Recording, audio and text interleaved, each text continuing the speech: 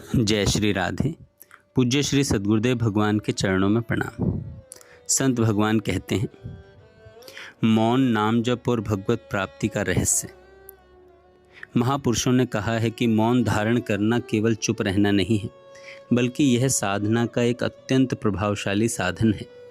मौन हमें अनगिनत अपराधों से बचाता है और नाम जप में अत्यंत सहयोगी होता है। श्रीपाद और संत महात्मा बताते हैं कि जहाँ तक संभव हो वाणी को संयमित रखें।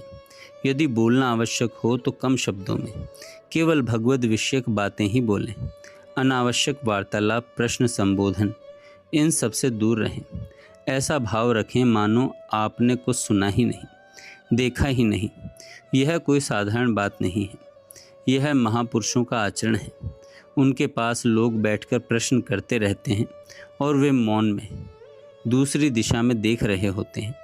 उनके भीतर इतनी स्थिरता होती है कि बाहरी संसार उन्हें विचलित नहीं करता।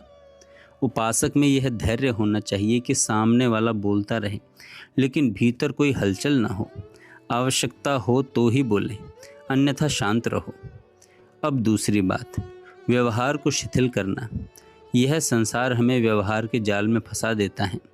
महापुरुष कहते हैं, भगवत प्राप्ति करनी है तो लोक धर्म का त्याग अनिवार्य है। यहाँ त्याग का अर्थ भागना नहीं है, बल्कि अंतर में वैराग्य लाना है। ऐसे कर्मों का त्याग करना जो हमें भगवान से दूर ले जाते हैं। जो साधक निरंतर नाम जप करता है, मौन में रहता है और व्यवहार को सीमित कर देता है, उसके भीतर एक अद्भुत अवस्था प्रकट होती है। वह अवस्था क्या है?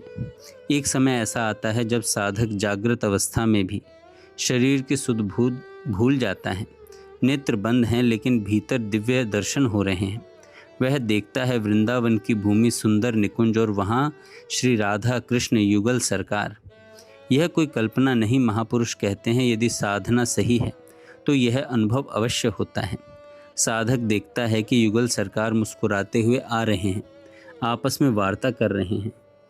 वह दृश्य इतना मधुर होता है कि साधक प्रेम में विकल होकर भूमि पर गिर पड़ता है। फिर क्या होता है? कृपा से वही युगल सरकार उसे उठाते हैं और दुलार करते हैं। लेकिन यह अवस्था किसे मिलती है? जिसने ममता छोड़ी, अहंकार छोड़ा, अनावश्यक व्यवहार छोड़ा और केवल भगवान को अपना मान लिया। अब एक महत्वपूर्ण बात समझिए, हम इस संसार में जिनको मेरा कहते हैं, पत्नी, पुत्र, परिवार, क्या वे वास्तव में हमारे हैं? सोचिए, पिछले जन्म में कौन आपका था? क्या आपको याद है? नहीं। इसी प्रकार यह जीवन भी एक अस्थायी मिलन है। सब कुछ कर्म का खेल है। फिर भी हम इतना मोह कर लेते हैं कि जब कोई छूटता है तो हम भगवान को दोष देते हैं। महापुरुष कहते हैं, तुम्हारा कभी कुछ था ही नहीं। भगवान की कृपा देखिए। हमने अनगिनत जन्मों में कितने पाप किए हैं, कितनी गलतियां की हैं। यदि उनका पूरा हिसाब हो जाए तो अनंत जन्म भी कम पड़ जाएं। फिर भी भगवान हमें अपने मार्ग पर ला रहे हैं। यही हमारी साधना है, केवल उनकी कृपा है। यह हमारी साधना नहीं, केवल उनकी कृपा है। इसलिए क्या करना चाहिए? वाणी को संयमित करें, निरंतर नाम जप करें, व्यवहार को सीमित करें, ममता और अहंकार छोड़ें और जीवन को भगवान को समर्पित कर दें। एक सच्चा साधक कैसा होता है? जो जाने पर शोक नहीं करता और आने पर हर्ष नहीं करता। हर स्थिति में सम रहता है और निरंतर भगवत चिंतन करता है। वह धीरे धीरे उस अवस्था को प्राप्त करता है जहाँ उसे भगवान के साक्षात दर्शन होने लगते हैं। अंत में श्रीपाद की पुकार, हे प्रभु, ऐसा दिव्य दर्शन मुझे पुनः कब मिलेगा? यही तड़प, यही विरह, यही प्रेम भक्ति का सार है। यह जीवन बहुत छोटा है, इसे व्यर्थ मत जाने दो।